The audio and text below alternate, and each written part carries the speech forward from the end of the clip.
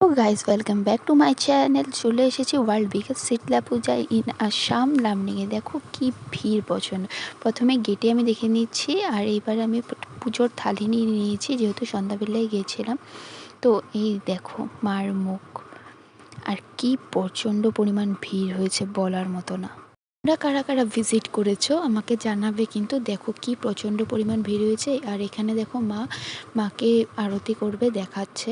আর এই তো আমি ভিডিও করে তোমাদের সবাইকে দেখাচ্ছি, যারা যারা তোমরা আসতে পারোনি। আর এখানে পুরোহিতমশাই পুজো করছে, এখানে ঢাকি বাজছে। আর এখানে দেখো মার অপরূপ মূর্তি, দেখো কি সুন্দর লাগছে। তোমরা ভিডিওটা দেখতে থাকো। এখানে মার পুজো হচ্ছে, সন্ধ্যা পুজো। আর দেখো এই তো ফাইনের লোকটা, ঝাড়বাতি তো কি সুন্দর না, তাই আমি বলি না ক্যাপচার করা যায়। এবার হলো বসন্ত মেলা। দেখো এখানে মেলাতে ঢুকেছি, প্রচণ্ড পরিমাণ ভিড়, তো মানে ওইভাবে ভিডিওটা করা হচ্ছিল না। আর এখানে সবাই ইসে করছে। আর এটা আমরা মেলা ঘুরে এবার যাচ্ছি। দেখো ভিড়টা দেখো জাস্ট তোমরা। এবার পুজো শেষ করে আমরা এখানে দেখছি মার মুখটা আবার নিয়ে নিলাম আমি ভিডিও করে। আর তোমাদের মধ্যে কিছু জনের একটা ভুল ধারণা আছে যে লামডিং শীতলা বাড়িতে এসে প্রসাদ পাওয়া যায় না।